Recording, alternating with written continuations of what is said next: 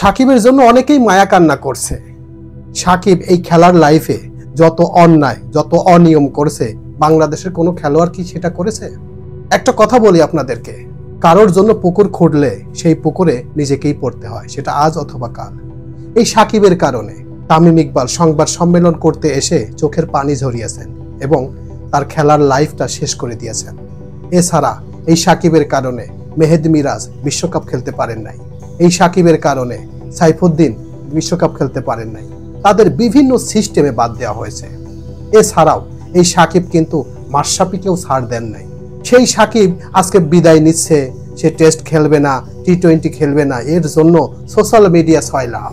মনে হচ্ছে যে সবার হার্ট সবার হৃদয় একেবারে কেটে যাচ্ছে। আসসালামু আলাইকুম। আজকে হঠাৎ করে সাকিব আল হাসান সংবাদ সম্মেলন করে বলছেন যে তিনি আর টেস্ট এবং টি-20 খেলবেন না, শুধুমাত্র ওয়ানডে খেলা চালিয়ে যাবেন। তো এই কারণে বাংলাদেশের সোশ্যাল মিডিয়া থেকে শুরু করে সংবাদ মাধ্যম সবাই ছয়লাভ, সবাই দুঃখ প্রকাশ করছেন যে বাংলাদেশের অলরাউন্ডার, বাংলাদেশের নামকরা খেলোয়াড়। এটা আমিও বিশ্বাস করি, আসলে বাংলাদেশে যদি এরকম খেলোয়াড় একটাও নাই, কিন্তু এই লোক এত বড় ভালো খেলোয়াড় হওয়ার পরে তার স্ত্রী থেকে শুরু করে সে যত পরিমাণ অহংকার, যত প্রকার অন্যায় অনিয়ম করেছেন, বাংলাদেশের কোনো খেলোয়াড় সেটা করছে কিনা সন্দেহ আছে। এখন আপনি বলতে পারেন কি, দেখেন তো এই সাকিব আল হাসান যত অনিয়ম করছেন, কে করছেন? বাংলাদেশে একটা খেলোয়াড় দেখাই দেন তো দেখি আপনি। এই সাকিব আল হাসানের কারণে তামিম ইকবাল সংবাদ সম্মেলন করতে এসে চোখের পানি ঝরিয়েছেন। এখন আপনি বলতে পারেন সাকিব কিভাবে জড়িত? কারণ একটা কথা আছে ভাই, ভিতর থেকে যদি আপনি পেটের নাড়ি কেটে দেন আর সামনে আপনি সবার সামনে ভালো সাজেন, সেটা কিন্তু মানুষ বুঝতে পারে। এই সাকিবের সঙ্গে তামিমের যে সম্পর্ক ছিল, সেই সম্পর্ক ধ্বংস হলো কেন? এখন কি আপনি বলতে পারেন এর জন্য তামিম ইকবাল দায়ী? অবশ্যই না। কারণ সাকিব এই পর্যন্ত যত অন্যায় যত অনিয়ম করেছেন, বাংলাদেশের কোনো খেলোয়াড় করেন নাই। তিনি শেয়ার কেলেঙ্কারির সাথে জড়িত, তিনি টাকা ছাড়া কিছুই বোঝেন না। একটা খেলা হচ্ছে, একটা সিরিজ হচ্ছে, সিরিজে একদিন খেললো, তারপরের দিন তিনি প্র্যাকটিস না করে কোথায় যেত? বিভিন্ন অ্যাড, বিভিন্ন সেলিব্রিটি, বিভিন্ন প্রোগ্রামের সাথে জড়িত। এমনও দেখা গেছে যে খেলা আজকে শুরু, সাকিবের খোঁজ নাই, 10 মিনিট আধা ঘন্টা পরে সাকিব সেখান থেকে এসে খেলায় অ্যাটেন্ড হচ্ছে। কোনো প্র্যাকটিস করে না, কিছু করে না। কিসের জন্য করে না? তিনি সেলিব্রিটি, তিনি বাংলাদেশের অলরাউন্ডার, সারা পৃথিবীর অলরাউন্ডার। এই কারণে তিনি সব অন্যায় করেছেন, সব মাপ পেয়ে গেছেন। দেখেন তো দেখি, এই যে বিশ্বকাপটা যে খেলা হলো, এর মধ্যে শুধুমাত্র একটা খেলোয়াড়, কোনো খেলোয়াড় শুনেছেন যে খেলার লাইফ থেকে খেলা শেষ করে সরাসরি বাংলাদেশে চলে আসে? কিসের জন্য এসেছিল? এমপি হবেন, আওয়ামী লীগের কাণ্ডারি হবেন, এই জন্য চলে এসেছিল।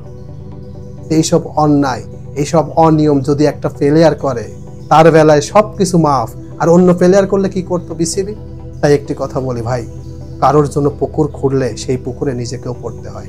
আজকে যারা সাকিবের জন্য মায়া কান্না করছেন, সাকিবের জন্য এটা বলছেন ওটা করছেন, আপনারা ভুল জগতে আছেন। কারণ এই পৃথিবীতে যে অন্যায় করবে তার উপযুক্ত শাস্তি হবে। এখন আপনি বলতে পারেন সাকিবের নামে যে মামলাগুলো হচ্ছে, হ্যাঁ আমিও জানি সাকিব ওইসব অন্যায় করেন নাই। সাকিব তো প্রায় 4-5 মাস ধরে সে দেশের বাইরে, সে তো বাংলাদেশে আসেনি নাই।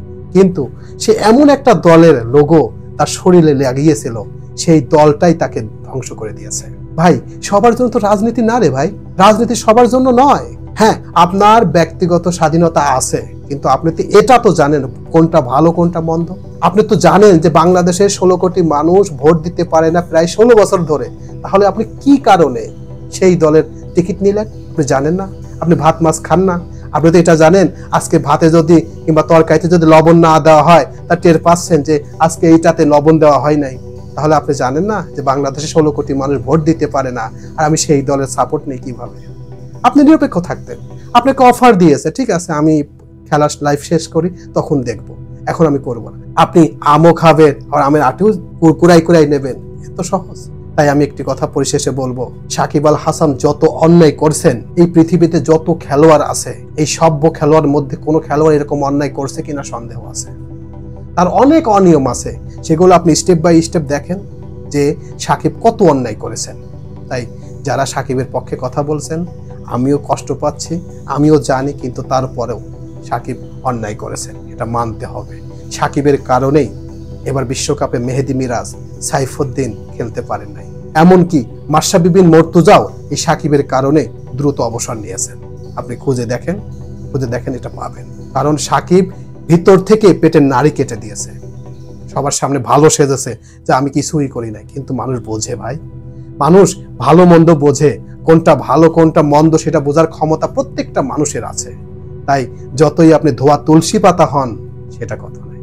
কারণ সাকিব যে অন্যায় করেছেন আমি মেনে নিতে পারবো না। তাই আমি মনে করি সাকিব আজকে বিদায় নিচ্ছেন, আশা করি ওই ওয়ানডেও বিদায় নেবেন, তার জন্য কেউ সাফাই গাবে না, তার জন্য সবাই রিকোয়েস্ট করবে, যারা রিকোয়েস্ট করবে তারাও অন্যায় করবে।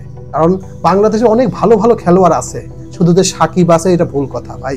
সাকিবের সব ভালো নাম্বার 1 খেলোয়াড় হবে মেহেদী মিরাজ, আপনি লিখে নিন, আজকে আমি খাতায় লিখে দেব। সাকিব যে রেকর্ডগুলি করছেন মেহেদী মিরাজকে সেই রকম ফ্যাসিলিটি দিক, মেহেদী মিরাজও ওসব ভালো কিছু করবে, গ্যারান্টি দিয়ে বললাম আপনাকে।